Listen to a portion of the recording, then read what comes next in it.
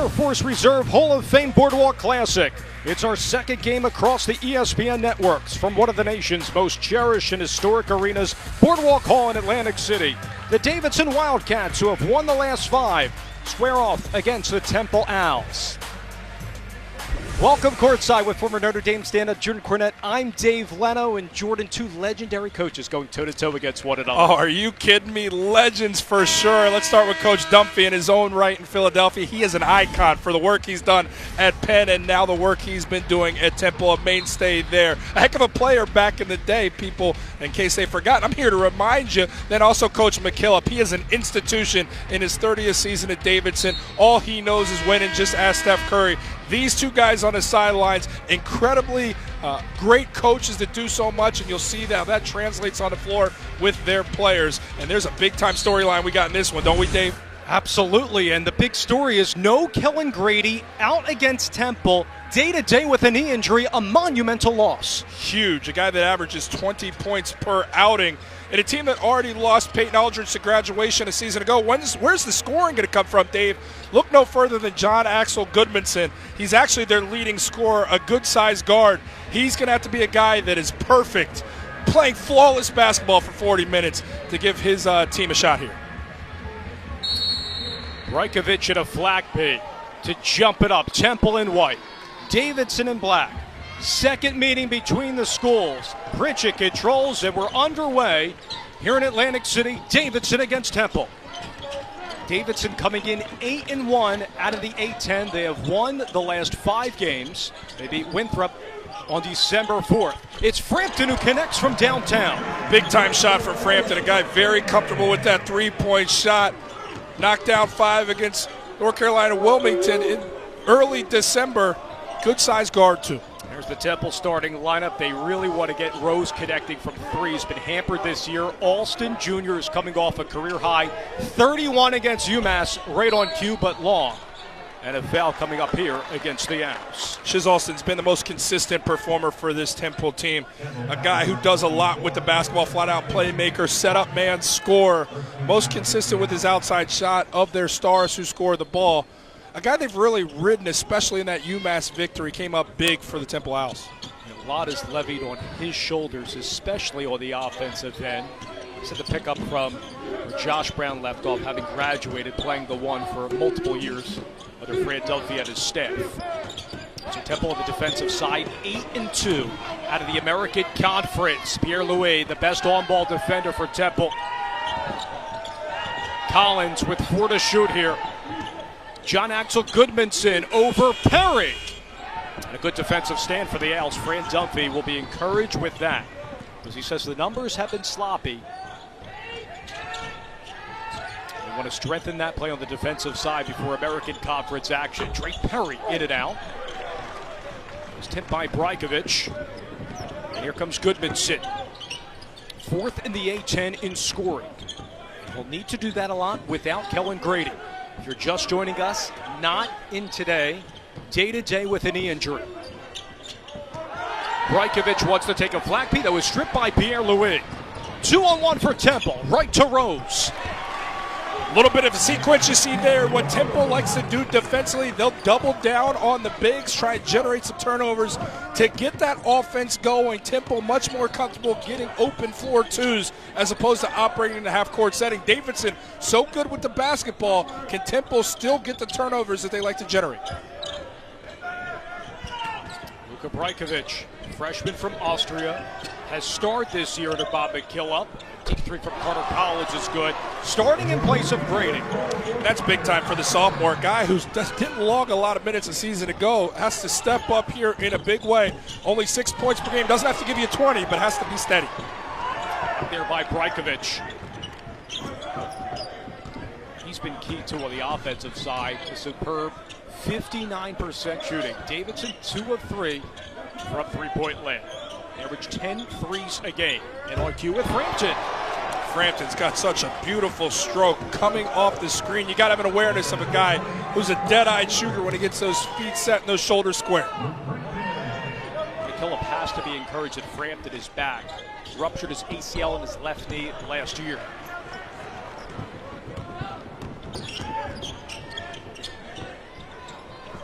Frampton again. Looking for back-to-back triples and off to Pierre-Louis.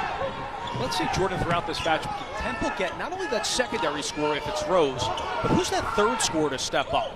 I want Dre Perry to be more assertive on the offensive side, along with Pierre-Louis. Good extra pass, unselfishness, good spacing. Perry's second three ball and drains it this time. Very cerebral possession from this Temple team. Everybody gets a touch. When you move the basketball like that, it makes that defense move with it, and then you can explore opportunities and flaws within that D. Goodmanson throws this away. It will go back to the Owls. And Jordan, might we see a concerted effort by Temple to force those doubles early and often against Goodmanson, especially without Grady? You're going to have to work double time for a Davidson team that does a relatively good job taking care of the basketball, as does Temple. Turnovers in this one are going to be hard to come by, but Temple likes to generate them. So through doubles, absolutely, they're going to have to work, but extra hard against a well-coached Davidson team that takes care of the basketball. We talked about the two legends on the sidelines, in Coach Dunphy and in Coach McKillop. Well, it's no surprise that both teams are so good with the basketball. That reflects coaching. Turnovers a game for Davidson, just under 11 for Temple. Brajkovic. Let's go for the second attempt, pass it a third try, and he'll draw the contact. And we'll go to the line on the opposite side. Strong start for Davidson here in Atlantic City, up by 2 over the Owls. Enjoy it here from historic Boardwalk Hall. Dave Leto and Jordan Cornette back at Atlantic City. It's Davidson with the free throw there by Brajkovic, leading by 3 over Temple. No Kellen Grady, the 5th A-10 leading scorer right now. He is out day-to-day due to a knee injury. Temple here with Pierre-Louis. One change in their lineup since the opening sequence. Damian Moore comes in for Ernest Aflakpi. Second straight A-10 opponent for Temple. Coming off a 2-point win against UMass. Rose with a floater, give him 6 of Temple's 9. Big time shot from Rose, and you gotta like the fact that he's establishing himself early on in this contest, keeping him interested. The most talented guy on the floor, you could argue, but at times he can check out mentally. Gotta keep him focused in here, dialed in. He can make a big time difference for Temple. The big thing for Rose is just to improve that three-point shooting. 7 of 44, which is very different from last year, where it was much cleaner from 3. And the official saying no shot here for Alston, just the foul on Davidson. And you look at the body, and immediately you salivate as a next-level guy in terms of 6'8", can put the ball on the floor, and Quentin Rose can do a lot of things, but you'd like to see him rebound more. You'd like to see him get those numbers up from three-point line, and then maybe if you can't get it really going there, be in pursuit of twos, playing downhill, play with your back to the basket, exploit matchup nightmares, because that's exactly what he is. Alston stepped on the line and will go back to Davidson. Now, Rose, a guy that actually put his name in the NBA draft hat, worked out for a few teams, got the information that he needed, later withdrew and came back to Temple. Hey, and he's got 2 more years to prove to them that he'll be ready. It's a big-time year for him as a junior. I'd like to see him do the 4-year thing, but the talent, if that's a question, it shouldn't be one. It is definitely there. Off the mark there by Goodmanson and holded by Damian Moore. He's out there for Temple, known for his defensive prowess. On the flip side, Ernest Aflakpi's more in there offensively, looking for Moore, who strengthened his finishing. Temple looking to challenge Davidson in the interior, a place with the strength and the length. Could be a potential advantage, something to focus on moving forward. Goodmanson, the kiss off the window. Love the pace in which Goodmanson plays. 6'5", point guard. You don't typically see that kind of size. Not the best athlete, but a good athlete. And uses his body very well. Great body control, but it's the pace that really stands out to me. He's got that international experience, part of the Iceland national team. As the foul's going to be called by Dusan Kovacevic, the junior from Serbia. You'll hear a lot of these international names, and certainly an international flair under Coach McKillop. Since the 80s has gone to Europe and hosted multiple clinics, and that just develops a network, Jordan. You establish the relationships, it grows over time, and get those guys over to play in the U.S. game. There is Bob McKillop, hit his 30th year. And I think I mentioned in the beginning, I hope I mentioned how great of a player Coach McKillop was, too. I know I did about Coach Dunphy.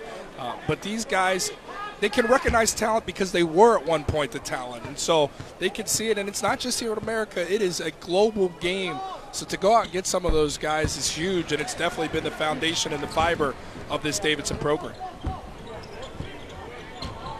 Last year's run to the NCAA tournament was the 16th postseason berth under McKillop.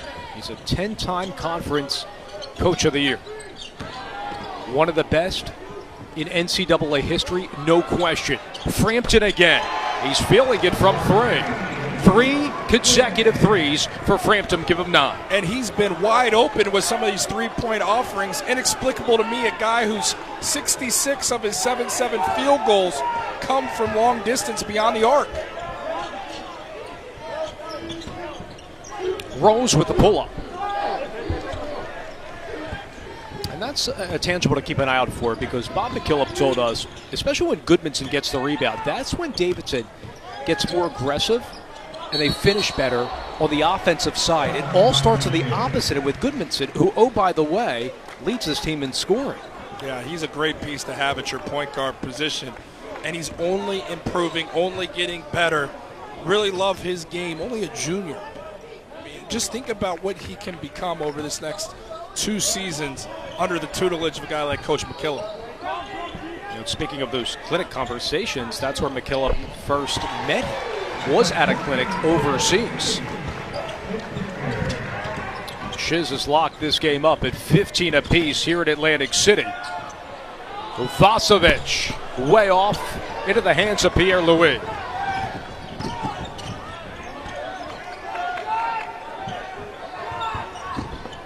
Rose with the right hand, and the lead back for Temple.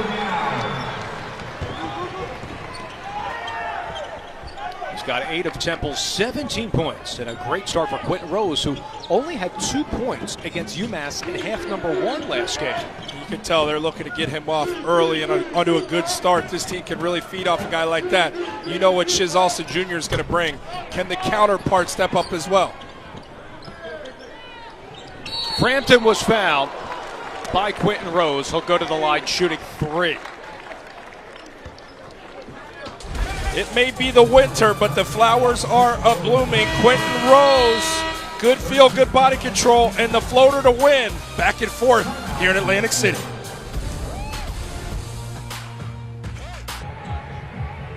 Back in Atlantic City, Davidson's only loss was to then number 23 Purdue by 21. And talking with Bob McKillop, Jordan, he said that in that loss to the Boilermakers, they got too sped up. They had so many turnovers. Carson Edwards went off, but the question how it relates to today's game is, how does Temple speed up Davidson where it's advantageous for the Owls? Well, and that's, let's go back to the point you made. Davidson's already seen this versus Temple, so or already seen this against Purdue, excuse me, so they know how they can get sped up and how costly that can be for them. So Davidson's going to come into this one, again, so well coached by Coach McKillop. They're going to preach leading up to Temple, make the passes, stay within yourselves, be strong with the basketball, value it like we do, because that's a foundation to our success. Let's not allow ourselves to get sped up. Let's play our game. Let's not let Temple impact what we do. And that's why you'll see more success from Davidson, a team that is really buttering their bread from the three-point line here to start. 10 of their 12 field goals coming from distance. On the other side, Moorman and Alani Moore coming in for Temple. It's J.P. Moorman. Can't get it off the glass. And here's Carter Collins, sophomore out of Chapel Hill, North Carolina. Dropped 9 against Purdue and also Dartmouth early on in the year. Jarapowicz is also in. That's David. His brother Chris played at Davidson from 2010 to 2014. It's Collins, the southpaw. That's a push-off. Pulled away from the ball by Brandon Cruz. Go against Brajkovic, his second. Brajkovic, he has that size. He needs to bulk up, and that's something that they'll work on him with. He definitely has that freshman body, but an incredible skill set, and really has endeared himself to the Davidson faithful, coming in having an immediate impact, but absolutely the right call there.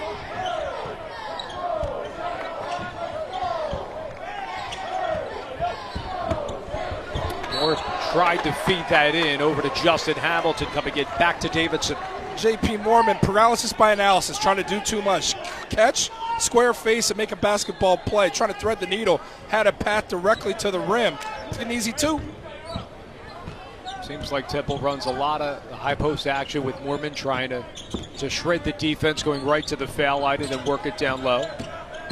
Collins getting Hamilton, and it's swatted away by Rose. Was looking for Hamilton, back to Davidson. And it's Collins over Rose. That was compliments of Keyshawn Pritchett. Just a terrible decision. And you see the athleticism and the skill set to get the block like Rose did. Phenomenal. Then you come back the other way and you give it right back and cost you two on the other end. Patience. Owls down one. It's Alston. Collins been active on both sides of the ball. Davidson giving a bunch of defensive looks, showing zone, showing man, trying to be disruptive, trying to confuse this Temple team, not understanding what look they're going to get every time down the floor. Pritchett has an opening because Rose tried to go for the steal and finished by Luka Brajkovic.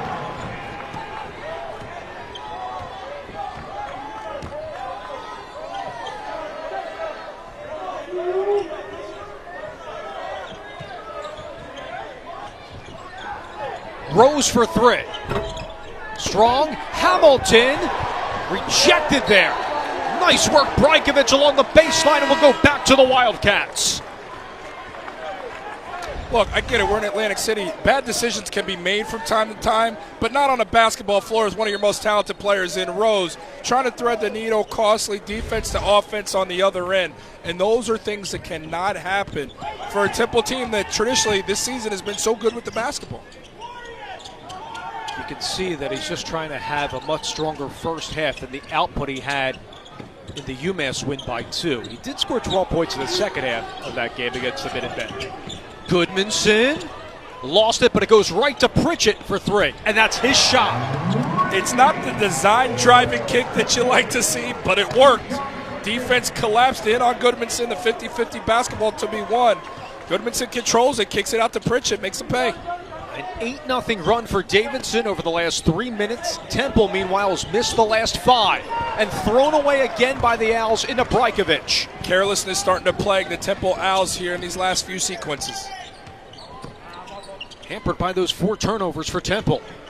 And with the methodical pace that Davidson plays with, they can lull you to sleep at times. Alani Moore right to the rack. Cherapowicz with terrific defense along the baseline will stay on this end. Impressive effort defensively to get back in transition. Pritchett hustling to make the play, not giving up anything easy. Temple wants to get out and run a little bit. Davidson erasing those opportunities from the Owls. But Jordan, without Kellen Grady, they're doing a nice job against Goodmanson. Only with 2 points, 1 of 5 from the field, 0 of 4 from 3 to start. Yeah, doing the job. This team balanced scoring attack. Guys stepping up to make plays, and look, maybe the nation didn't know that Kellen Grady wasn't going to be playing today, but Davidson did.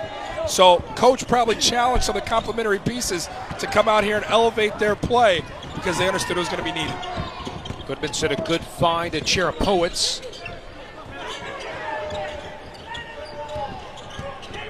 Double to the corner with the floater. Alternating possession, and we'll go back to Temple on the other side. Well, no Kellen Grady, no problem. A lot of depth and balance on Davidson. They're up by 6 over Temple here at Atlantic City.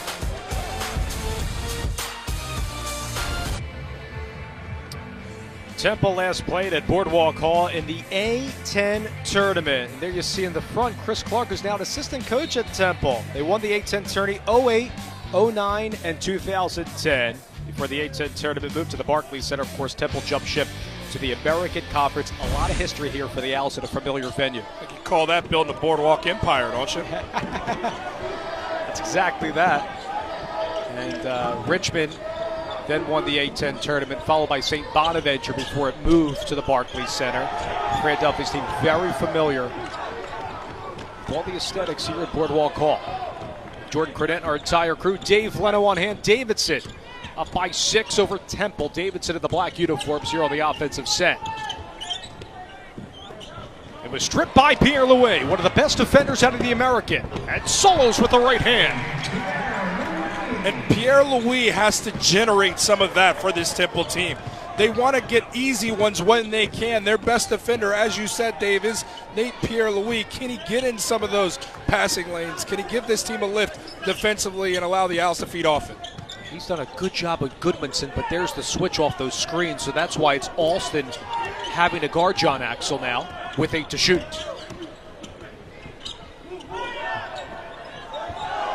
Oh, that's an advantage. Got to go at him. Kovacevic on the mismatch, beats the horn on Alston. They're going to have to take a look. Yeah, Cruz and company are going to have to go to the monitor here and see if indeed that shot counted for Dusan. See Dusan on the catch. Tried to flop at Alston, and he definitely got it off in time, beating the shot clock. When you got 6'10" going against not much more than 6 feet tall and Shiz Alston Jr. Although, excuse me, I guess he is 6'4". I don't know if he's a legit 6'4", Shiz Alston Jr., but nonetheless, giving up 6 inches right there, you got to establish the big fella down low. So Alston tries to flop, doesn't get the whistle, and look for the red light. Ooh, that is actually very close, but I do think the delivery got off in time. It looks like it's going to count for Kovacevic. Here's Cruz with the call. No. Oh, wow. Shot clock violation. I don't know how you look at the replay. We're in Atlantic City. You and I are both over. There's really no surprise there. They're saying what? They saying 1/10. Look over, give me the universal sign of this close. Not good enough. Gonna have to trust the officials on that one, Dave. So go back to Temple here. What are they saying? Down by 4. Ties go to the house, right? It's a push. But in this case, it's a basket remove for Davidson. See if Temple can take advantage with more running the point. Alston playing off the ball. We'll switch that often. Davidson showing that 2-3 zone. Got to flash someone to the mid-post area. Perry, straightaway triple. There's Pierre-Louis. Moore, short the hallway, gets his own miss. Extra pass, Alston has it for Temple on the 2 extra possessions. Now Davidson simply cannot give up that many opportunities. You give him 3 looks, eventually conversion. Now understand, if you're going to play a 2-3 zone, there's going to be offensive rebounding opportunities. That's something you have to combat in that zone. But Temple, on the other side, cannot continue to settle. Got to drive and be aggressive against that zone. Off the mark for Collins. Alston has 2 triples, give him 6 in the game. Temple trying to regain the lead. Alston again. Was tipped by Alani Moore. Again, too much settling. Look, Shiz Alston Jr. is a phenomenal scorer, and he is the leader for this team and will continue to be. But it's almost like the Owls catch, okay, got a clean look from 3, okay, let's heave it and play. But they have to be disciplined in pursuing the best potential shot against a 2-3 zone. And that means flashing someone into the teeth of that defense in the mid-post area, make him the receiver, catch, square face, and dissect. That zone defense will collapse when that receiver flashes middle. And the guards on the dribble drive have to really push it, and put pressure on that defense. Bridget gets the friendly roll.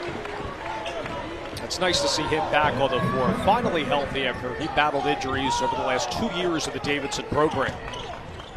Rose with the right hand. Rajkovic did well to meet him right at the threshold. Again, I like Rose being aggressive on the drive, and especially with his size, has the ability to do so. How about a jump stop, composure, then finish at the rim and elevate? 20 to shoot here for Temple, down 3.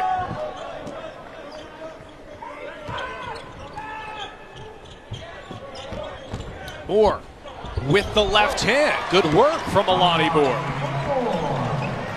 Now the 5'10" guy goes all the way to the rim and is able to finish amongst the trees, unlike the 6'8" guy. How about that? Yeah, he's a guy that when he came to Temple as a freshman, started because Josh Brown was injured, but the last 2 years, including this campaign, coming off the bench in a new role, just relishing that role and getting that time.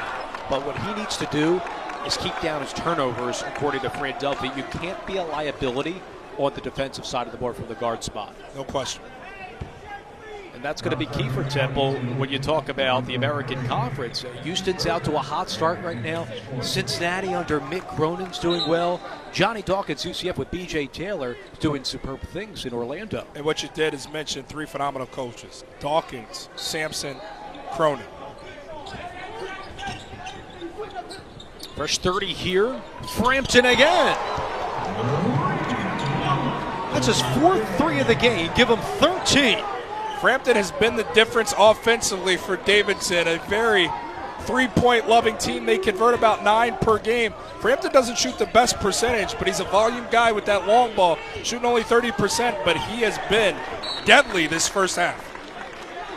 He's 4 for 5 in the game, coming off a 2 for 9 performance from 3 against Winthrop. Another look. It's a quick release. Mormon lackadaisical on a closeout.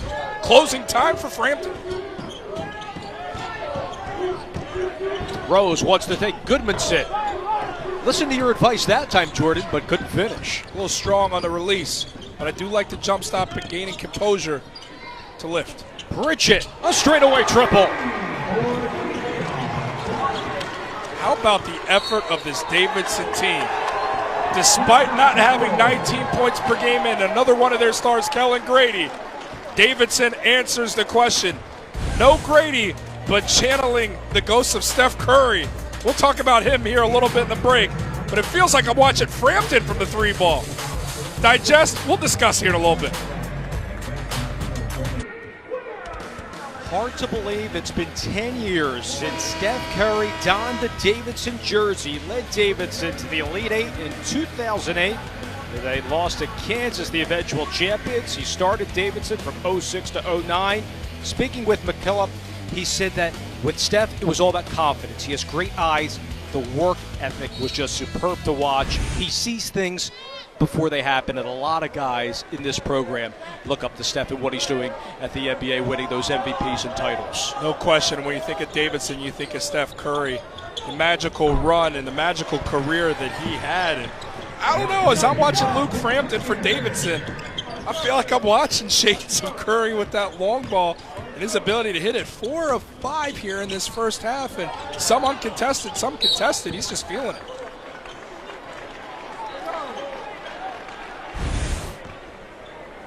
Steph Curry, the all-time leading scorer, led D1 in scoring, close to 29 points per game.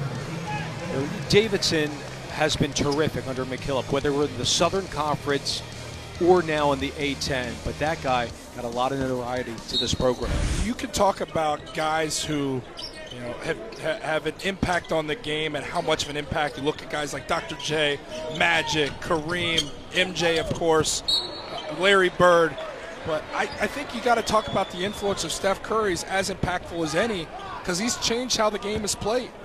People now put a premium on the ability to make shots from the perimeter at any position. And a guy may not walk on the floor and look like a LeBron James, but he can have an impact similar or better because he can make shots. Now you got people at the next level. They're only looking for shot makers to kind of mirror that model that Golden State has, spacing and shooters. Started with Steph Curry.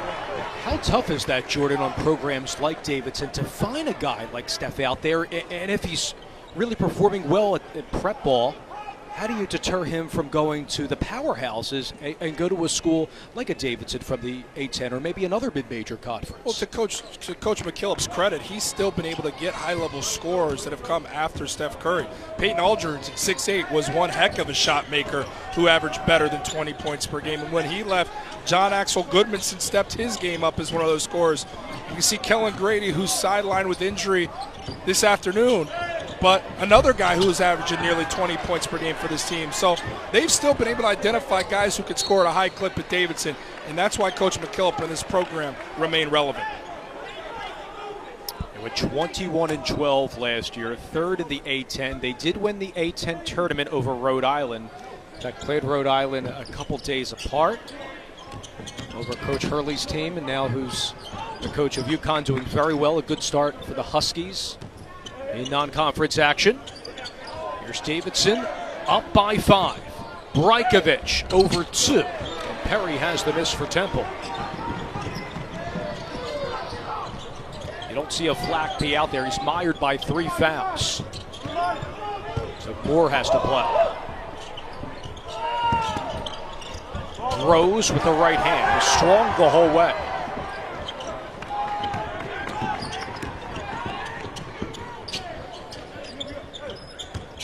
Inside, Brajkovic over Moore. Moore allowed Brajkovic to bury him on that low block. Moore had lost the battle before it even occurred. The pre-post play allowed for Brajkovic to catch at point-blank range and finish. 18 last game against Winthrop. That match his season high that he posted way back early on in the season against Dartmouth. Rose with the pull-up. Can't get the roll. This zone is just crushing Temple. Temple is clearly, visibly uncomfortable in terms of operating against it. And that's what a zone does, puts you in positions to score it that you're not used to. And Temple is struggling mightily. Under a minute to play in our first half in Atlantic City. As Alston is fouled there. And speaking of developing players, of course, Fran Dunphy, this is his last year at Temple, his 13th season, his 30th year as a collegiate head coach. He had 17 years at Penn, leading the Quakers to 10 Ivy League titles. He says, though, Jordan, it's all business this year. He wants to get this team back to the dance and keep the season alive. Yeah, Coach Dunphy is a special one. And what he means to college basketball, it goes without saying, but he's so selfless. He doesn't want it to be about him. He doesn't want the send-offs at every conference foe arena that he appears at, although I was able to be on hand in the Big 5 matchup versus St. Joseph's, where St. Joe's gave him a standing ovation. And let me tell you, as a Philly guy, you know, they don't cheer for Temple guys in that arena. Big 5 rivalry over there, but that speaks to who he is. And, yeah, he wants it to be about these young men, not about what he's meant to Temple in the Philly area and college basketball as a whole. He wants to go out there and win, and he's got the talent to do so. Villanova did the same as well, giving him a nice hand before the game. 7 NCAA tournament appearances at Temple in the 13 years. The last was in 2016. But he's a mentor of men, just like McKillop. In fact, Dunphy coaches a business class as well in the Fox School of Business at Temple. I love how you said that, coaches a class. Yep. It doesn't teach the class, coaches that class. Class is called something like From the Hardwood to the Boardwalk. Mentoring leaders. Goodmanson desperately needed that. It's the largest lead for Davidson, but it's only his 4th point in the matchup for John Axel. Unflappable despite the ball pressure right there at 6'5", such a good handle of the ball to compose himself and finish. Got to give a high ball screen here to Shiz Alston Jr., let him make a play. They need a basket. For 3. And that will do it for the first half. Davidson will go into the locker room here, leading by 8. Bob McKillop has to be very encouraged with the start here without his star, Kellen Grady. It's Davidson over Temple here at Atlantic City as we reach halftime.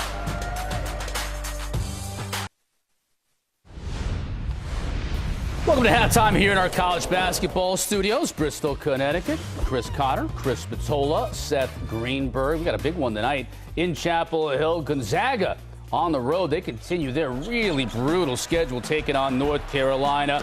Zags haven't lost consecutive games since 2014, which is pretty unbelievable. Tar Heels, meanwhile, 77 wins against top 5 teams in the AP poll, most in the AP era. So obviously, with their history and being in the ACC, they're used to this type of an environment. Gonzaga is too, though, the program they've become. When you talk about North Carolina, how are they different this year than the team we saw last year? In your mind? Well, you think about Luke May last year, he was playing the 5, and he was an absolute matchup nightmare at the 5. Shot 43% from the 3, ran the floor to the transition spot, could get to the rim, was a good passer, and he was a hard matchup. And they're missing Theo Pinson. Theo Pinson was the ultimate ball mover and defender. They don't have anyone to give up a little bit of themselves for the good of the group. And right here, you see Theo Pinson. He looks off Joel Berry, swings it right to Kenny Williams. Kenny Williams is averaging 4 fewer points a game and not shooting a very high percentage because he doesn't have anyone to get him the ball. And then right there, Luke May at the 5 can drive it from the trail spot, make other people better. He can also beat his man down the floor.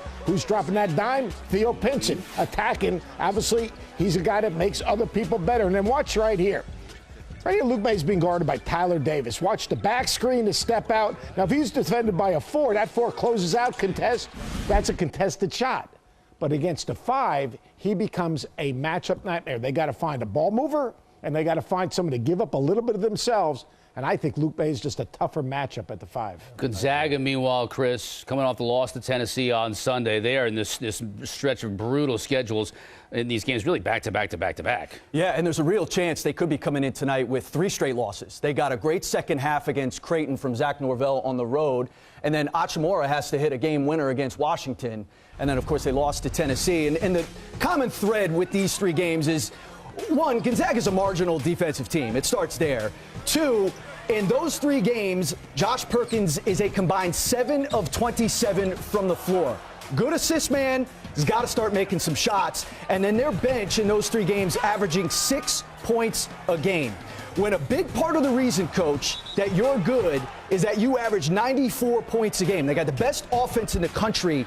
It's got to be all hands on deck when it comes to put the ball in the basket. In this game tonight, we know Carolina at home, one of the top offensive teams in the country as well. Gonzaga's going to have to score the ball. They're going to have to score. Let's say you play against Carolina, you got to get back on defense. Defensive transition, you got to rebound the basketball, and you got to be ready for the junk. What I mean by the junk is those scrambles coming out of the timeouts inside out of bounds. The big problem, they're not getting anything from the bench, is their bench isn't there because you got Killian Tilly. Yep. Obviously, he's out. He's going to come back shortly. And then Geno Crandall. Geno Crandall makes the game easier for Josh Perkins because he can be a little more aggressive. Without Crandall, the point guard, this is a different team. I do agree that they have to score it. They got to guard someone, though. When I sit next to you here, I get ready for the junk. Yeah, well, there's a lot of junk coming. Is that what you're saying? I get ready boxing one. There isn't a lot of sharing the sugar. I can tell you that. I get ready for the junk. You got to react. There you go. Boom, let me take it out of my back. Quade Green, by the way, speaking of sharing the sugar, that's what point guards do. He won't be doing it for Kentucky anymore. Their sophomore point guard declaring on Wednesday he was going to transfer out of the program. And now Kentucky plays Utah tonight, so it'll be a first opportunity to see them without Quade Green. But, they've got 2 of these freshman point guards that they recruited, and they're getting more playing time than Quade Green. Yeah, I mean, he's not better than those 2 kids, I don't think. He's just not good enough, and so he's not playing. Cal is very demanding, as we know. I don't know how that relationship has evolved over time, but the point is this is the world we live in. And if you're not going to play, a kid's not feeling comfortable, they transfer. Guys transfer playing time and roll, and that's exactly what Quade's doing. He's transferring from playing time and roll. Look, he's their best 3-point shooter of those perimeter guys. The other guys are shooting 27 for 107. But by shortening your bench, those guys now become empowered, and I expect to see Keldon Johnson. I expect to see Tyler Hero. I expect to see Quinterly shoot the ball better now that they know they're going to get their minutes. This could be addition by subtraction, but Quade Green's a really good kid. He needs a new environment. He'll get one. I think he'll be very successful, maybe at a little lower level. Let's see what Kentucky does this evening. They're playing Utah at home at 5 o'clock East on ESPN2. Gonzaga, North Carolina at 7, and then Baylor, Arizona at 11 o'clock.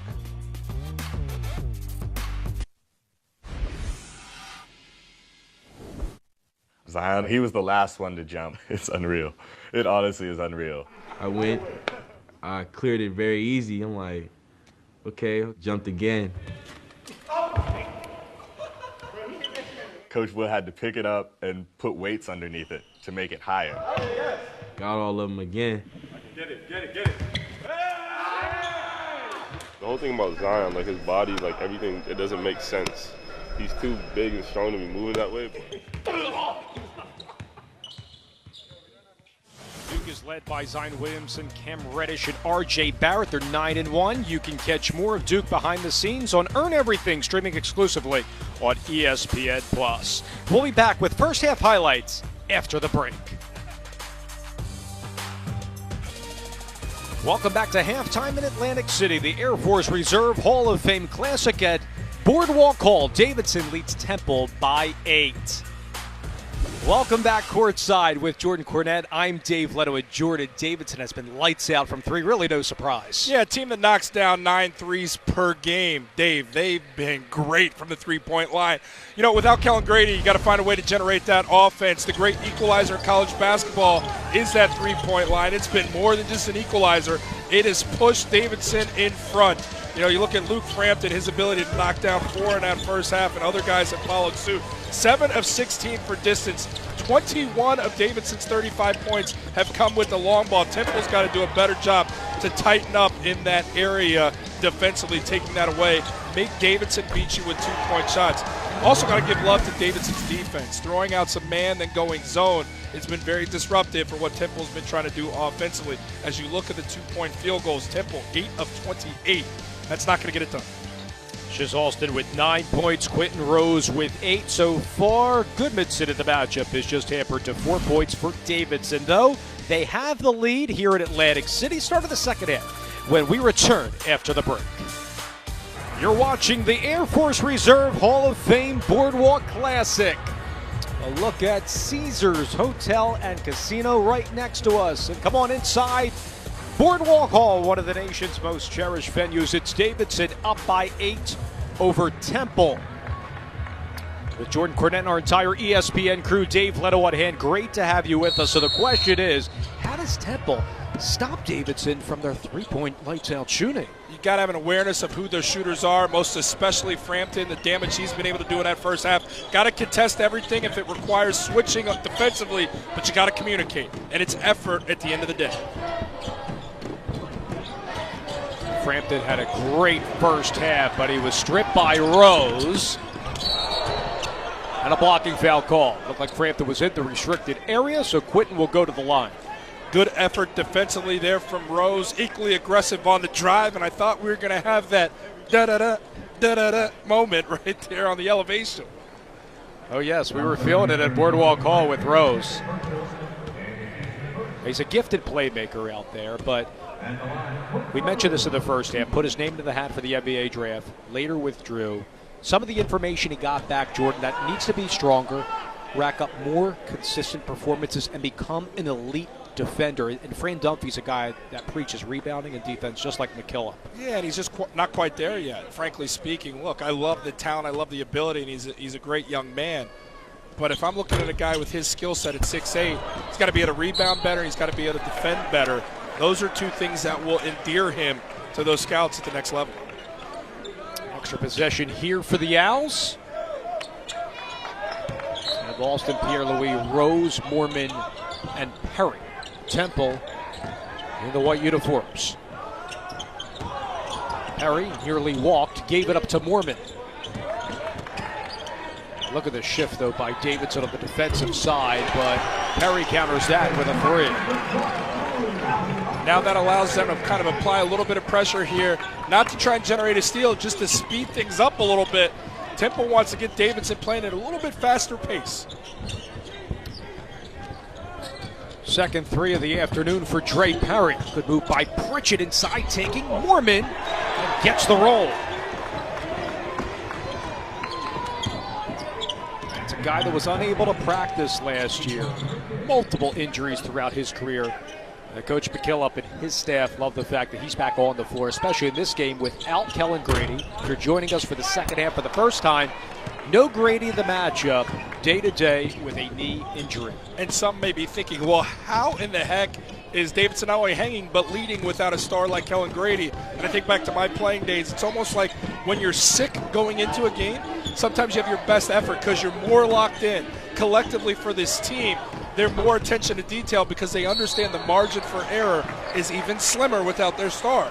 So elevated performances, guys more keyed in on their responsibilities as you take a look at the very dapper and well-dressed Kellen Grady over there. What you can't see is Dave, he's showing his ankles in the suit too, because that's the style these days with the tailored look. I like it. I just couldn't pull that off. You could. Ankles, everybody. Like back in the day, that was a reflection of you didn't have money because your pants didn't fit. That's what it was for me.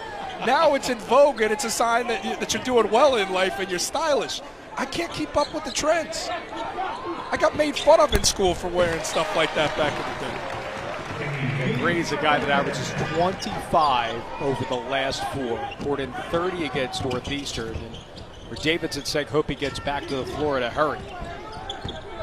Meanwhile, it's a 5-point game. Vasovic.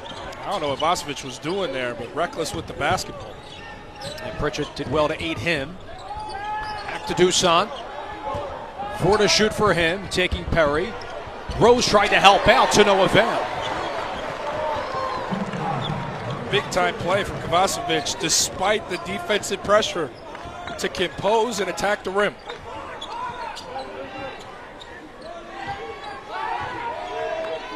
It's the first time he's 100% for a week or two, according to Coach McKillop. He's battled injuries throughout his career as well.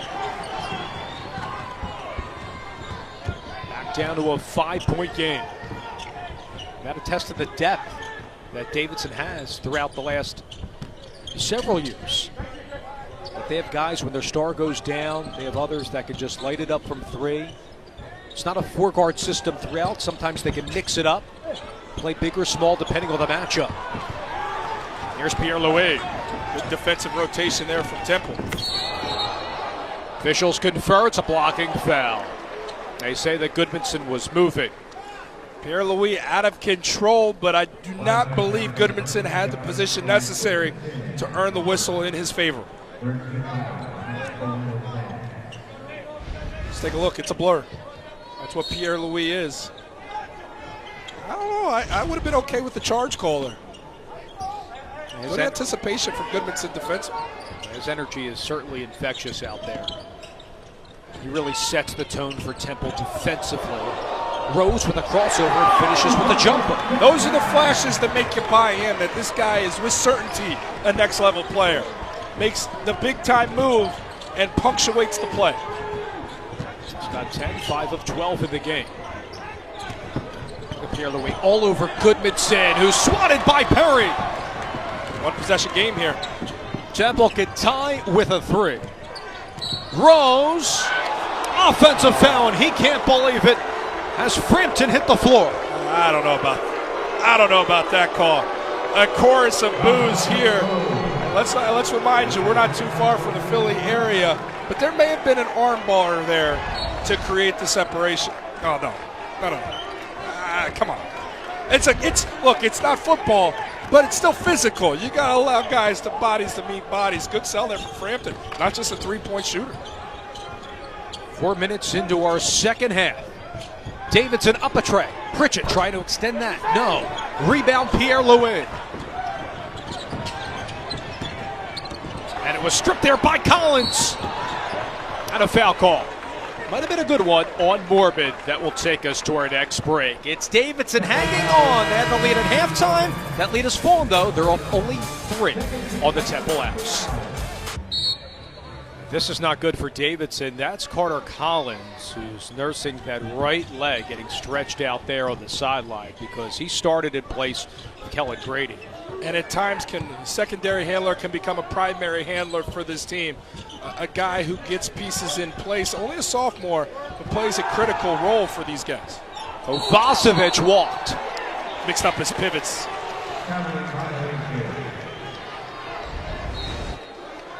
As you take a look, you hope it's just a cramp. They got the trainers over there working on it.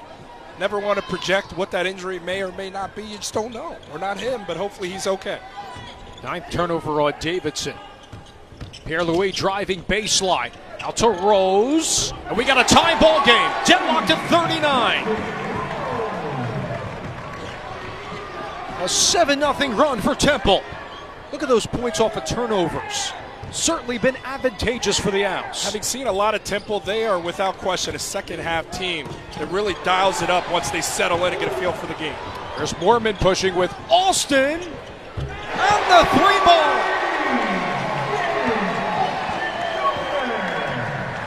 Temple's first lead since 17-16 at the 11-minute mark in the first half.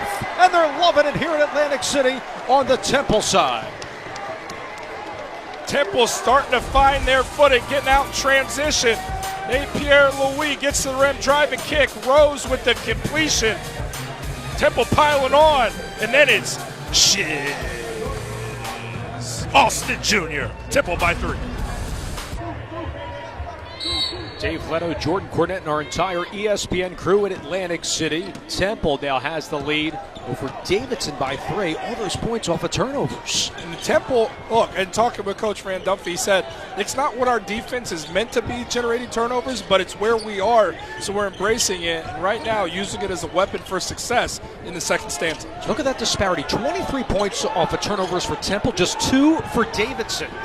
It's really fueling their offensive ability.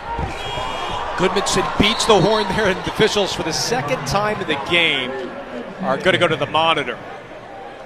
And I don't even know if this one was close. I mean, obviously it was close in terms of finishing to beat the shot clock, but in terms of potentially violating it, I think they got this one off. Yeah, there's no question. The officials heard the sound. It was kind of bang, bang. Look, we have the ability of replay here. The officials got to do their due diligence to get it right. You'd love to keep the game moving here because basketball is an up and down thing, but I want to see them take their time here. It should be a relatively quick decision, and it is. Jordan, how much do you think Bob McKillop talked with John Axel Goodmanson to get him going more, because he just has 6 points in the game. He averages close to 20. The ideals and philosophy of Davidson is spacing, perpetual movement, and it's a team game. Now, they've been blessed with big-time scores, but I'd be surprised if Coach McKillop spent too much time focusing in on that. I think it'd be more so, let's continue to take care of the basketball, control pace, get back defensively, rebound. I think those are more primary, paramount concerns for Coach than establishing a star, because they've been able to score the ball. Here's Pierre-Louis. Tried to draw the contact off of Pritchett. Here comes Goodmanson. Slipped. Alston has it. And Temple upset that it was a premature call. It will stay with the Owls, though. I don't know how this is a jump ball. Loses his footing on the logo. Hate to see that, unfortunate. That is not enough time for that to be a tie-up.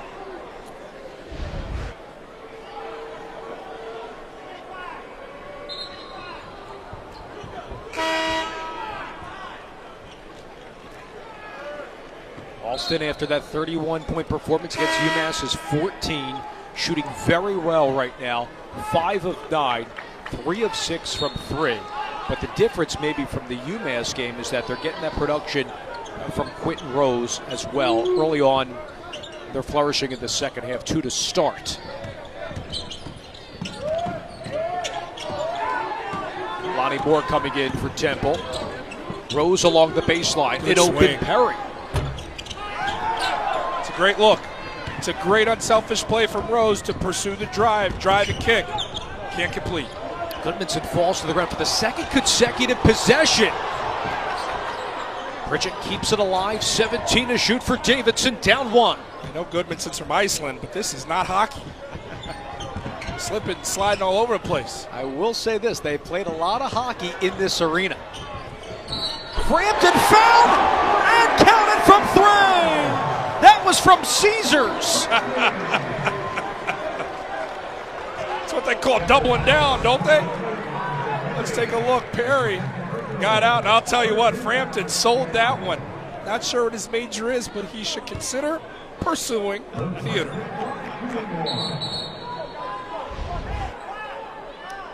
$16 points for Luke Frampton, a season high. What do they say? Ball don't lie, huh? At least 5 3-point attempts in every game this season for Frampton. In the game today, 5 of 6 from downtown. Temple now down 2. Open in the corner again is Rose. Oxygen. Long. Had an opening on that side of the floor. They come up 0 for 2, right in that corner. Goodmanson tied up by Alston. There's the alternating possession. This time stays in the hands of Davidson.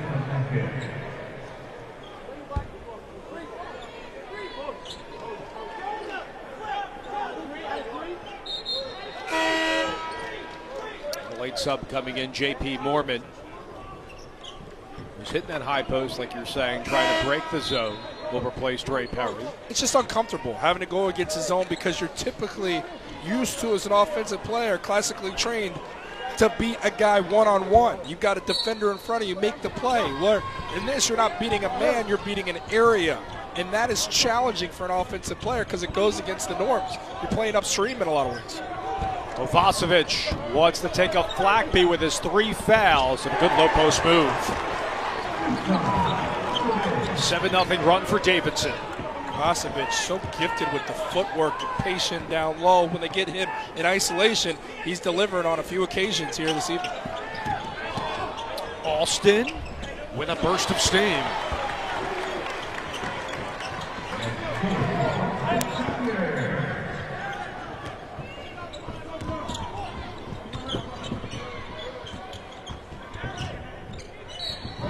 And the foul called against Alani Moore. Will bring us to another timeout. Davidson leads Temple by 2. You're looking at the world's largest pipe organ. We'll talk a little bit more about what's in Boardwalk Hall when we return. We're nestled at historic Boardwalk Hall, formerly Convention Hall. It showcased many famous events throughout the years. The first indoor college football game. Then you go to the 64 Democratic Convention. Lyndon B. Johnson receiving the nomination. Dr. Martin Luther King Jr. made a televised speech on civil rights that helped encourage the passage of the 65 Voting Rights Act, the Beatles, and you can't forget all those legendary boxing matches. Mike Tyson at the forefront. You can just feel the history coming inside Boardwalk Hall. Hey, Dave, you had me at Dr. King, my friend. Yeah. It's a legendary place here. It's hosted so many different events with Jordan Cornette, Dave Leto, our entire ESPN crew. Davidson's up by 4. A few minutes ago, Temple did regain the lead, but quickly seesawing right back to Davidson. Alani Moore for 3. Pierre-Louis tried to get the long rebound. It will stay in the possession of Temple. That's what Pierre-Louis does. Pierre-Louis is an energizer. He's a guy that gets after it. He's a hustle player. He's a glue guy for this team, no question. Really high on him to be that third guy, especially when it comes to the American Conference play, because when you consider Rose and Alston, Pierre-Louis has got to take that step up. He's out of Roselle Catholic, a big pedigree as a prep player, but it's not just offensively, it's how he sets the tone on the defensive side under Fran Dunphy. He's running a lot of 1 here with Alston off the ball.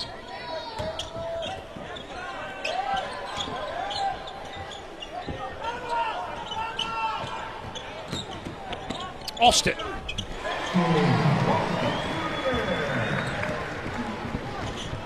Got 18 of the game. Down to a 2-point contest.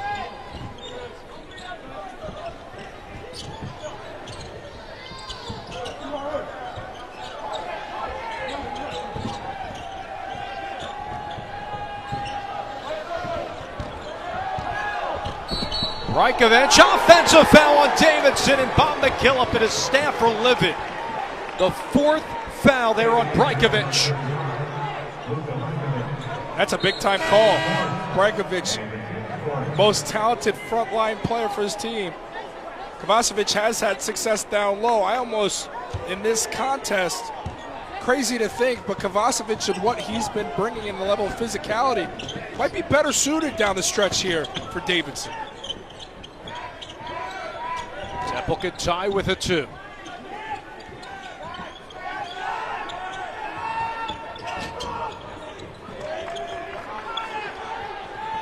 Mormon open from 3. Temple really could use his 3-point shooting, and the foul called against the Adams. It's going to go against Ernest Flackby, and for Ern, that's going to be his 4th. He's going to have to come out here. He's battled injuries throughout his career as well. Originally from Ghana, went to high school in Pennsylvania. But he's improved his finishing, put in a lot of work in the offseason. One of the captains, along with Alston. See how Temple does defensively. See if Davidson can continue their surge to lengthen the lead. They're up by a basket. It was tipped by Perry, right to Pierre-Louis, and the foul by Pritchett. His first. Temple really beginning to pursue those steals, takeaways, looking to continue to drive their offense, fuel them down the stretch. Davidson, traditionally so good with the basketball, has had some slip-ups here and there, and Temple's been opportunistic. There are 10 minutes to play in regulation. Perry driving baseline over Pritchett, and a blocking foul call. Going to go against Kovacevic of the Wildcats.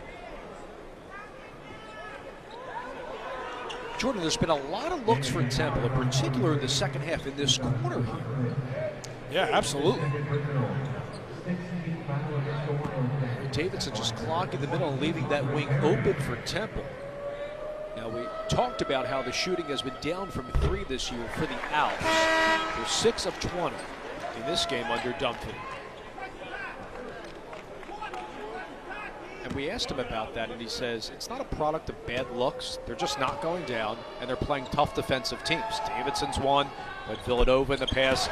UMass did a good job against Temple, too. The only guy was Alston who delivered. And sometimes it can get in your head a little bit, where when you're not knocking down shots, it starts to become a bigger beast in your mind. And you just got to go out there and have amnesia. Take the shot, you miss, forget about it, pursue the next one. All square at 48. Goodmanson in the game has 6 points, 0 of 5 from 3 without Kellen Grady. You see Collins back there on the floor as well for Davidson. Been in the last few minutes. Jarapowicz gave it up to Pritchett from the corner. In and out into Mormon.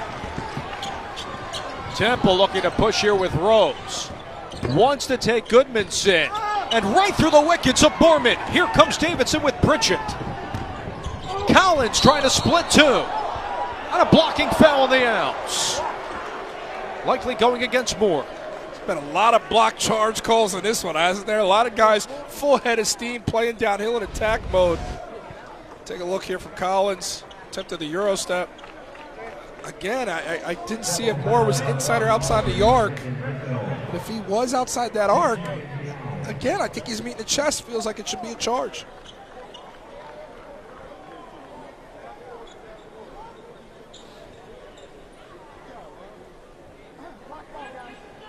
That's what Lonnie Moore has to do, is limit those turnovers out there for Fran W, or getting into situations like that. You can't come up with a strip. And they're discussing the foul being shooting or not. It looks like it's going to be on the floor. Will be charged to Lonnie Moore a second, but will be on the floor. We'll get another look here. Lonnie Moore is outside the arc. Some may view that as a charge, no question. A bang-bang play. It really is one that's not egregious one way or the other, but the argument could be made for a charge there, no question. Davidson 7 of 16 in the first half, just upheld 1 of 4 from 3 in half number 2. Good cut to Goodmanson, short on the attempt. He was altered there by Pierre-Louis. Temple can go in front here. Pierre-Louis open from the corner. In and out. Mormon has it for the Owls. And the foul. How about the fight for Mormon? It's 6'7", great size, physicality. The sophomore forward generating a second chance opportunity. He wanted basket interference. He's not going to get it, but has an opportunity to get 2 from the charity stripe. That was on Frampton of Davidson, his 3rd.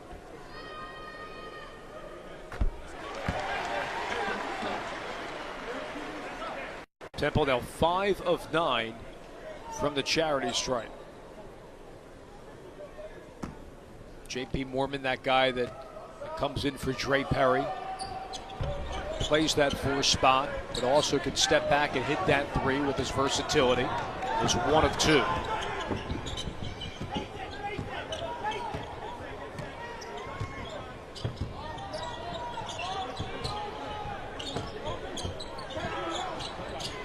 Three for Kovacevic. And Davidson has gone cold the latter stages of the second half. Foul away from the ball. It's going against Kovacevic, his 3rd.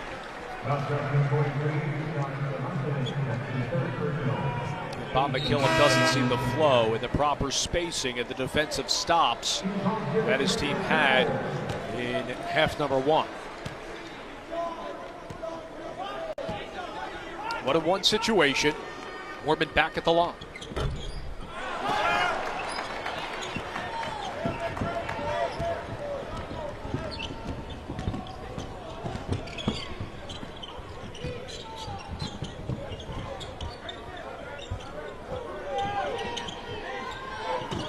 Kovacevic against Dre Perry.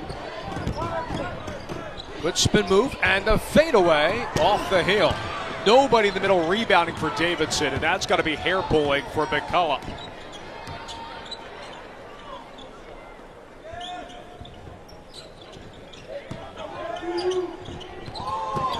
Mormon penetrating, and the stop, that's a poster move on Cherapowitz. A 7-0 run for Temple.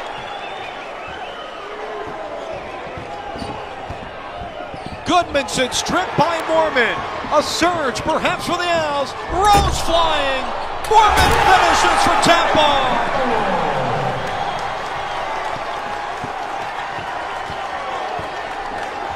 You're telling me a dunk's only worth 2 points? Are you kidding me? Dave, you gotta be kidding me. Look how that's fueled this Temple team. What a sequence.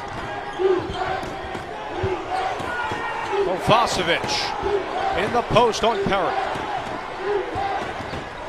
Goodmanson fouled by Pierre-Louis. Davidson needed that.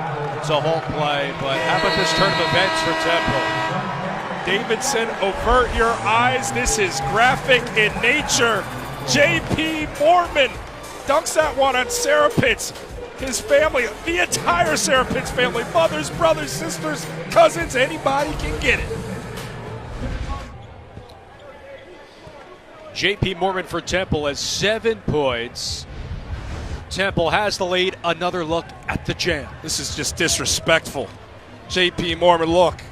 I don't know about J.P. Mormon the first, but I know J.P. Mormon the second can get up and rise. An extra step on that young man's ladder.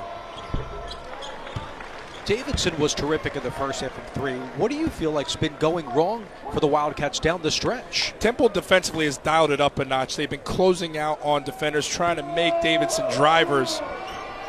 And Temple's been able to turn this Davidson team over a little bit as well, and they've been really fueled by this defensive effort. It's carried over to the offensive side. Shiz Alston Jr. has remained a constant performer for these Owls and continues to do so this evening. Temple has gone on 2 great runs, a 10-0 run followed by a 9-0 run. But credit Davidson, it's only a 3-point game right now. However, it just rattled in for Alston, lengthened the lead to 6. This is a Davidson team that does not turn the ball over. Still a lot of game left, and Davidson's already tallied 14 turnovers. So as you look at it, percentage-wise, shoot 45% from the field, nearly 39% from 3. Those turnovers have hurt these Wildcats mightily. Pritchett out to Frampton again, and Frampton has it going on from 3. He has 6 threes today. Frampton has been fun to watch. That release so quick, there's almost no solution defensively. A flack pin, taking Kovacevic with the hook. It's just not the option you want offensively. A flag P is a physical presence, but not an interior scoring option. Pritchett, extra pass, Frampton. Do you hear 7? You betcha! And it's tied at 56. What a performance from that young man. Again, in transition, changing ends. Inexcusable for Temple to not have an awareness and alertness of where he is at all times. Here comes Davidson looking to take the lead. Mormon just draws the foul as Goodmanson picked it up. Take a look at Frampton again. He's a specialist. You got Pritchett on the low block, good inside-outside game. A contest, but the guy is feeling it. Then in transition here, Pritchett again, the great extra pass. Defense too late, and that is closing time for Mr. Frampton. I know Peter makes sweet music, but I'll tell you this. My man Luke from distance making some music of his own this evening. 5:24 to go in our second half. All square at 56. Luke Frampton is a redshirt freshman, a three-point specialist, sat out last year due to injury. But Bob McKillop has liked the progress that he's seen. He's a guy that not only is a great three-point shooter, Jordan, but he's a guy that's versatile where he can play the 2, 3, or the full. And he retained full speed over the summer despite those injuries, and he's been an added bonus in this game because Goodmanson's been down a little bit, credit Temple on the defensive side, and no Grady as well. So, yeah, you talk about no Kellen Grady, a guy who averages better than 19 points per game. Somebody's got to elevate their performance. Look no further than Frampton, a guy who understood they needed to generate some offense, averaging 8 points per game, has banged down, 7 threes? It's remarkable. 21 points right there. Those are the things that become the difference when you're playing without a star. Elevating your role, and without question, it's been Luke Frampton. So with his 22, that is a season high. Goodmanson at the line. 18 fouls on both units. And when you're changing ends defensively, you got to be eyeing one guy. He's more important than the guy with the basketball at this point. You got to locate him because you know Davidson is trying to find their guy and explore the hot hand. This is a game of runs. We just dissected that Temple went on 2 fantastic runs, culminating in a 19-0 pace. Davidson now clinging to an 8-0 run. Flip-flopping here in AC. Temple now down 2. Rose had it stripped by Collins. Into the hands of Goodmanson.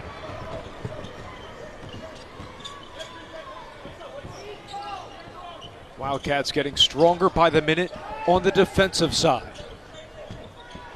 Pritchett with the left hand off the heel into Perry.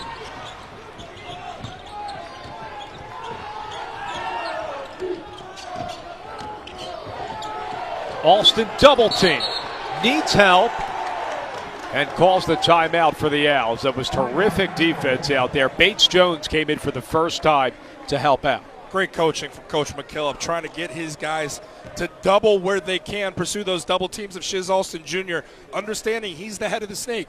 Rose has gone quiet in the second half, only has 5 points in the second stanza. They've identified that Shiz Alston Jr. is the straw that stirs the drink.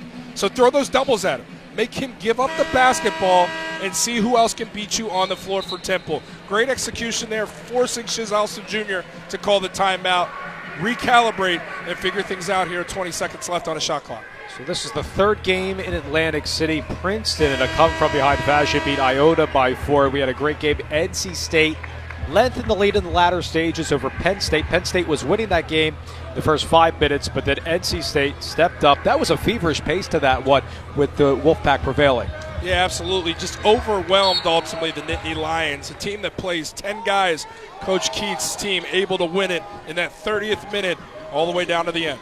And Braxton Beverly had a season-high 18 points for NC State. Bolted at 25 for Penn State. 4:30 to go. Alston, tough shot. Mormon trying to get the miss. And a foul on this side. 3 seconds left on the shot clock. Yeah. Got to operate. Oh, excuse me. That was in the bonus, so he'll go to the free throw line. 9th team foul, 1-1 here for J.P. Mormon, who the last time he got to the line missed the front end of a 1-1. Shot clock a non-factor. You got a chance to earn points with the clock stopped.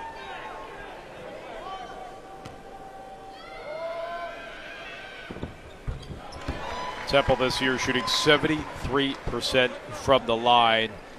Usually that's been one of its calling cards. Down the stretch last year, Temple, Jordan, was in a lot of these games. They lost a lot of these games throughout the year. And Shiz Alston said as a captain, putting the onus on him, it's got to be different this go-around. And you love to hear that from your leader, taking responsibility. Also, you got to love a guy like J.P. Mormon, really elevating his game here. 8 points, 6 boards, trying to do things to get his team over the hump here. Knocks down 2 paramount free throws. 9 points all in the second half for Mormon as Flackby will come in. On the flip side, Davidson's done well too, especially learning from close games. They've won the last 5 by pretty good margin. Big loss this year was by 21 to Purdue. That's their lone defeat. That was game 4 of the season. Last year, a great finish. Finished 3rd in the A-10, but more importantly, won the A-10 tournament over Rhode Island. Goodmanson, tough shot. Barely away on the defensive side. Pritchett puts up a prayer, spirals out. And the shot clock, yeah, it's got to be a shot clock violation. That's an accurate call. It drew the iron.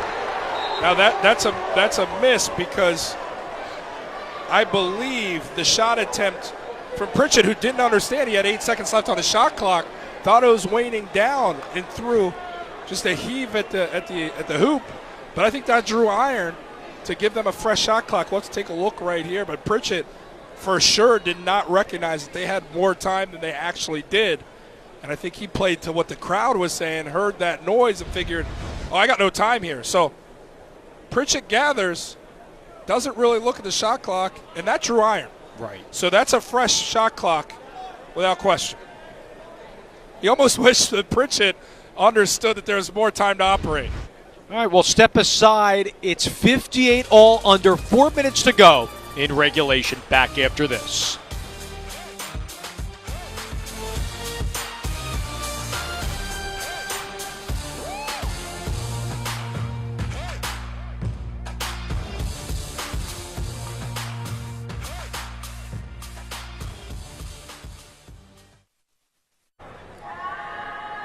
You see the officials conferring here in the last sequence as Pritchett put one up. Let's take another look, Jordan. So what they're looking for here and trying to establish is no iron there. Shot clock still winding down. Pritchett's offering here is the one in question. That needed to draw iron to give a fresh shot clock.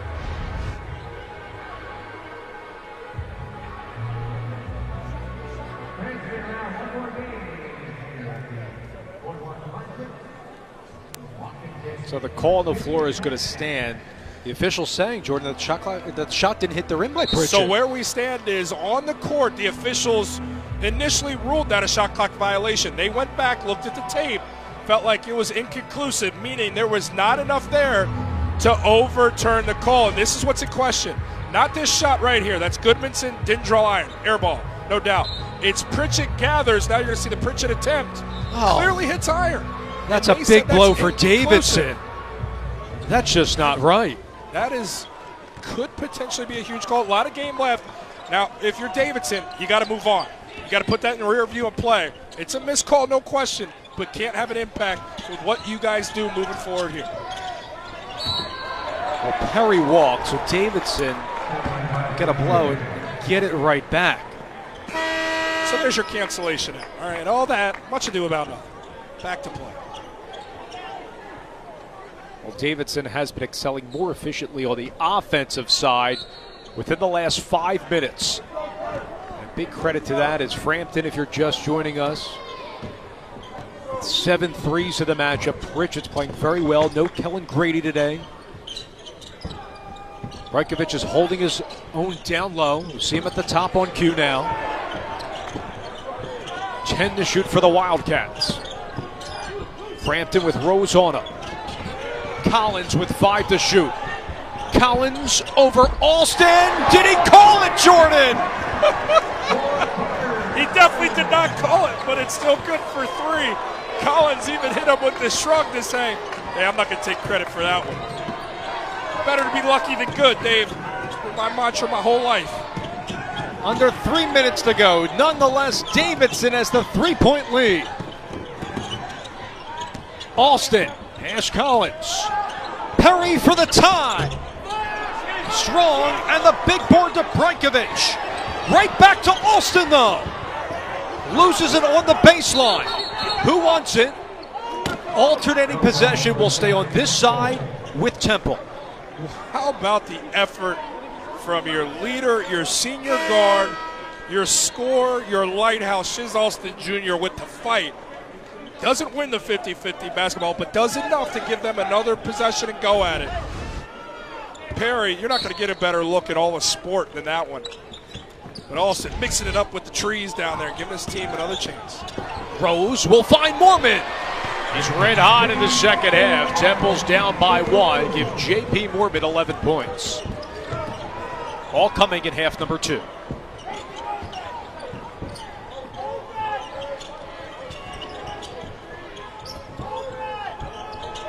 There's the sharpshooter to another one in Goodmanson. Really love this movement from Davidson. Omnipresent movement, perpetual stuff that really challenges the defense, and fatigue can set in. Rajkovic off the window, like the matchup on Mormon that time. The Wildcats are up by 3, under 2 minutes to play here in AC. Rajkovic at 6'10", had the 3-inch advantage. Not as physical as Mormon, but height wins out there.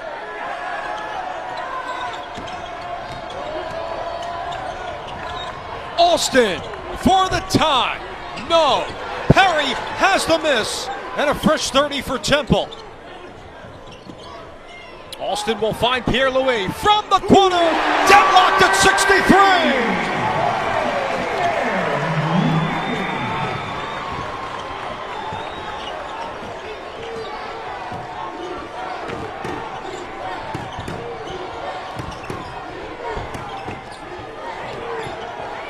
Collins for the lead. Back to Davidson.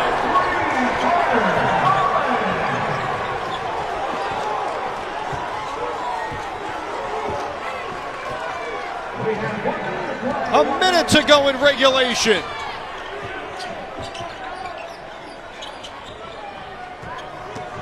Alston out to Mormon. Trading places here in Atlantic City. Both teams rolling. 66 all. Only in Atlantic City, Dave. And a timeout called by Davidson. Wow. Sit back and just enjoy execution at an elite level.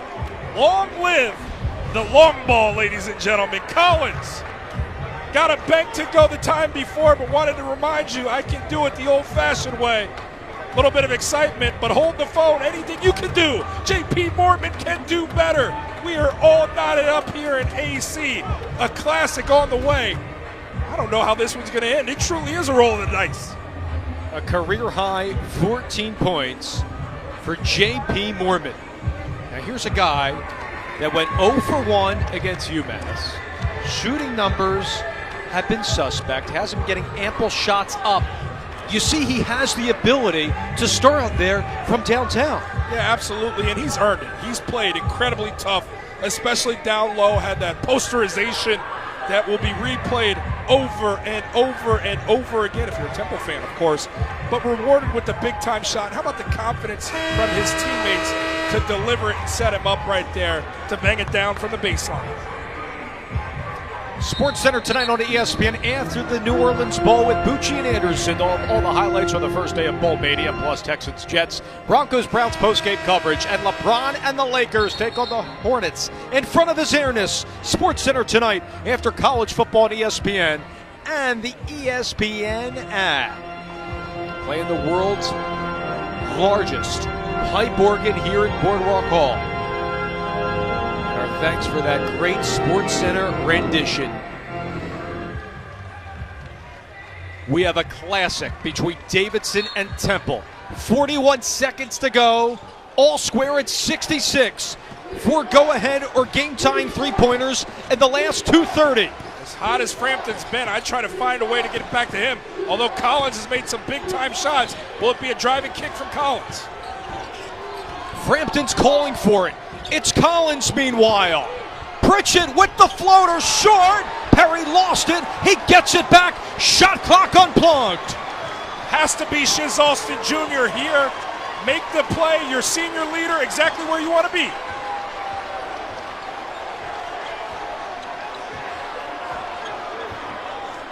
Alston double. Alston for the win. No! And we're going to overtime in Atlantic City. I'll tell you, I never will understand. Dribble, dribble, dribble. Put yourself up against the corner, up against the wall. Time expiring, a fadeaway three-point shot. You got to drive it, put the pressure on the officials to blow the whistle. You start operating at 3 seconds. you get a futile, empty possession. But we win here. We got extra basketball in Atlantic City. Start of overtime here in Atlantic City between Davidson and Temple. Alston Jr. a chance to win it at the end, but it spilled out, and we go to the extra frame. We're playing it in a historic, cherished arena. We're getting one of those old classic matchups between Davidson and Temple. The day so far, Princeton came back and won by 4. NC State pulled away by 11 over Penn State. Who will prevail in Game 3? Collins controls for the Wildcats. They're doing this all without one of their stars. Kellen Grady out of this game with a knee injury.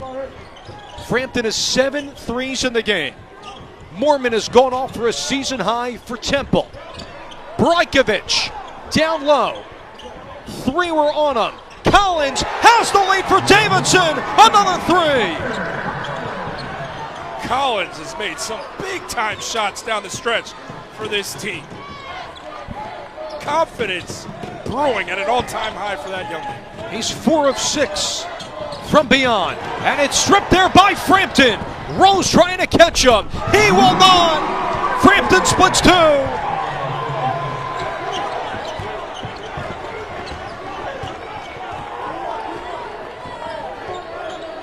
It is the first overtime game for both schools. Rose just non-existent. Alston in and out. Perry went up right to Goodmanson. John Axel lost it. Will stay on this end. Just heck of a performance here. The kick out. Collins hit 2 big-time threes to extend this game, and then showing that he's not a one-trick pony. Luke Frampton pursues a gap, translates some defense to some offense on the other end. Davidson out of the gates first here in the extra stance. And Temple has called a timeout here as they're down by 5 to Davidson. Doesn't get easier for the Owls. Up next, Temple is going to play Drexel, and then they're getting closer to the American Conference action where they'll be on the road against UCF, Taco Fallback, B.J. Taylor, Colin Smith, Aubrey Dawkins, Wichita State with McDuffie's playing very well. And the Houston Cougars, when I take a look at the American Conference and what Kelvin Sampson has done down in Houston, beating LSU, just remarkable stuff by Sampson and company. They've got talent, but it's enjoyable to watch how they space you out. Everybody a threat on the floor, defensively stout, rebound well. Very well coached bunch. Look, Wichita State, it ain't necessarily your granddaddy's Wichita State team, but Coach Marshall, having to play that team at Wichita State is no easy go of it regardless. So very challenging path ahead for Temple. You'd love to get this one if you're the Owls to have some momentum going into what's a challenging stretch. And on the opposite side, Davidson up next at Wake Forest and a walk on in the park ESPNU. here. Exactly right. Look at that. You got UNC, Duquesne, and George Mason as they're going to start Atlantic 10 action. They're 3rd in scoring behind UMass and St. Joe's this year in the A-10. I think you circle that December 29th date at number 12, North Carolina. You know, Charlotte is where Davidson is, just outside of Charlotte. So a proximity there. They love to knock off the big dog. You got to hope if you're a Davidson fan that Kellen Grady is full go for that one. But this Davidson team showing that they've got other capable pieces as they're engaged in a serious fight right now. In possession and up by 5.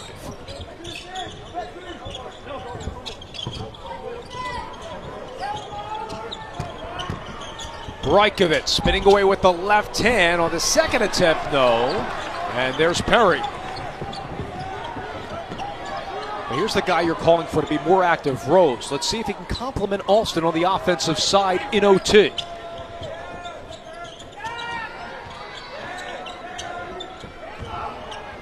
They're throwing those doubles at Shiz. They want to see somebody else beat them. Short the hallway from Quentin Rose. Rose just not giving him that lift. It's been the counterpart for the most part, J.P. Mormon. And Mormon's going to get called off the bench by Fran Duffy because he's having a fantastic game against the Wildcats. Brajkovic taking a flak beat. 1v1. has it on the duel. That's just bad defense. A Flackby, as physical as he is, allows a guy rail thin as a freshman to just bury him on the low block. Look, I understand the length, but the strength should not be given up that easily. Too soft on the inside. A 7-0 run in overtime for the Wildcats. Perry for three. Needed that for Temple. Stops the bleeding a little bit. The Owls are going to need to stop defensively. Goodmanson falls for a third time today over one of the logos. Alternating possession, it's going to go back to the Owls. The logos on the floor have been the problematic pieces. I remember when I played, I used to hate when I walked on the floor, saw all the logos. Look, they're making a tournament, the reason why we were here. I get that. But those things can be obstacles for guys. You also mentioned how they play hockey here, so maybe some of that moisture. Unforced errors that are uncontrollable for a steady point guard, but it allows Temple an opportunity here. Very unfortunate. Used to hate the logos on the floor, Dave. Used to hate it. 2 minutes to go.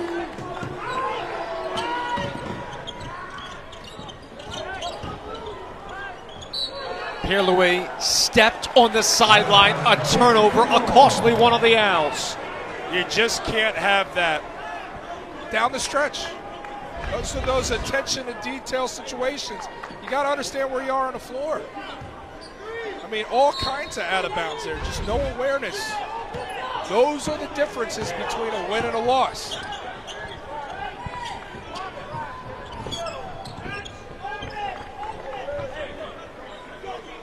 Davidson's going to burn a little clock here. Yeah, he's slowing the pace out there. 1:35 to play in our first overtime.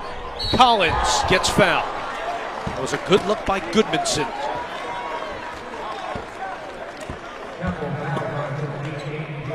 Call this part of the game winning time. We're almost within 90 seconds till the end. Who's going to make the winning plays? A back cut from Collins, gets himself a good opportunity, draws a foul, gets to the free throw line. On the other end, Pierre-Louis, who's been that energizer, who's been so much for Temple, fails to recognize where he is on the floor, gives the basketball away. There's a fine line between winning and losing at the college level, and those are things you look back on if you can't get it done and say, wish we could have executed better here.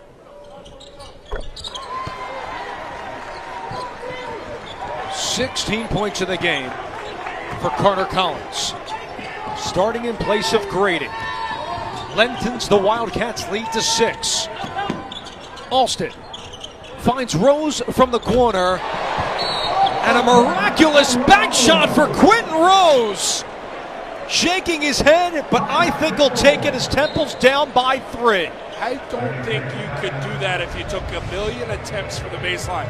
A driving kick, look how many defenders close out on Alston Jr., which allows the pristine look. Young man struggling from the three-point line. Tough to watch because he is so talented. But hey, you'll take it. One possession game, and now you got to lock in and defend. I cannot tell you how impossible it is to execute something like that from the baseline, but it goes, and you got to move on to the next play. Take it where you can get it. Collins had a bank of his own in regulation for Davidson to extend it, allowed them to stay in this one. Can that be the turn of the tide for these Temple Owls? Saw Collins nail a 3, but prior to that, they were going down low with Brockovich, isolating a big for Temple. Could that be the case for Davidson here, up by 3, 1:17 to go in overtime in Atlantic City? Both teams looking for their 9th win.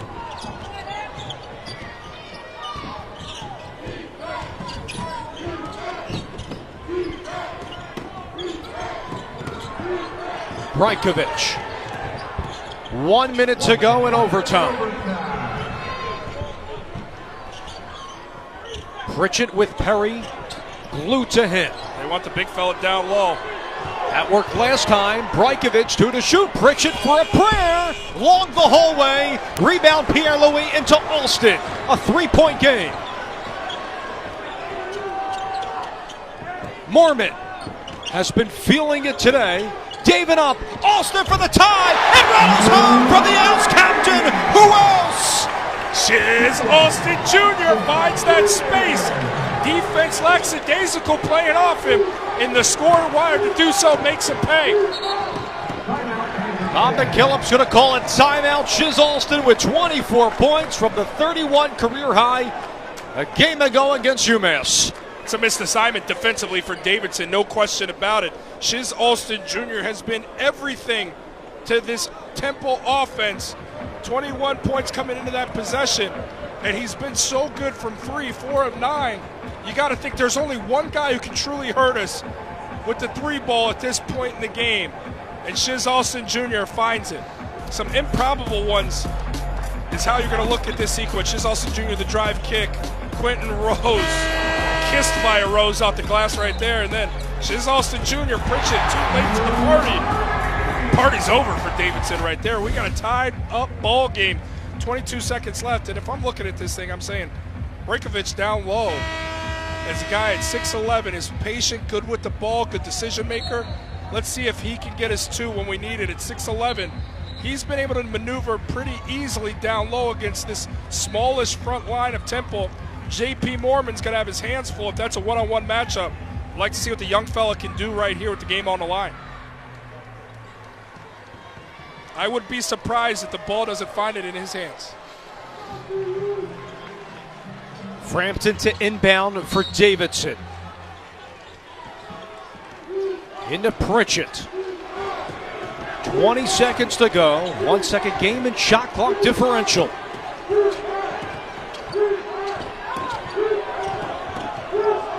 Perry on Pritchett. There's the reversal, and it's stripped by Quentin Rose. Rose for the win. He jams it home. 2.9 seconds left, and a timeout by Davidson.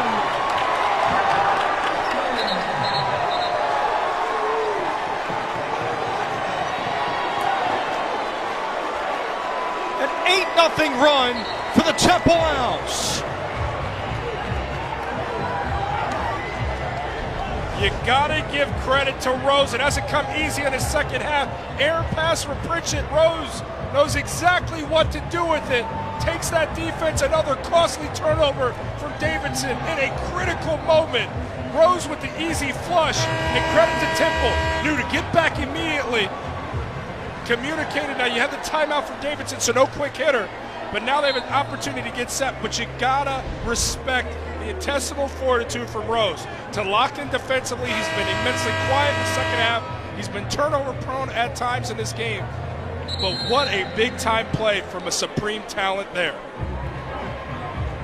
18 points for Rose, complimenting Alston's 24, the season high Mormon with 14. Those are moments, Jordan, you dream about. Here playing D1. Let's see, though, if Davidson can create a magical moment. 3.2 to go. It's a lot of time. A lot of time to operate as long as you have momentum going that way. Bates Jones to inbound for Davidson. It was tipped by Perry. Will stay in the possession of the Wildcats with 1.9. Almost works to Davidson's advantage because it advances that basketball closer to now 3/4 court. Now you have a catch, and you will get a good look. Now 1.9 left on the clock. Pritchett to come in. Who's coming off the floor? It's Jones. We got Frampton, Collins, Brajkovic, and Goodmanson. 1.9 to go. Temple leads by 2. Pritchett to inbound, gets it into Frampton, stripped by Rose. Quentin Rose wins the game for Temple, and the Owls get their 9th victory of the year in overtime.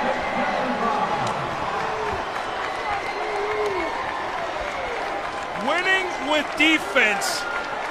Wow, what a sequence for Quentin Rose. He won the game with his defense. No question. What about the effort? Gets in the passing lane, translates some defense into some easy offense at a paramount moment, the punctuation.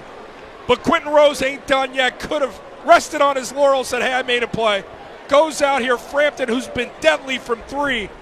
A high risk, but high reward play right there, gets the strip. What a finish from the Temple Owls to get it done. For Jordan Cornette and our entire crew, this is Dave Leto saying so long from AC. All games airing on the ESPN networks are streaming live and archived on the ESPN app. This has been a presentation of ESPN.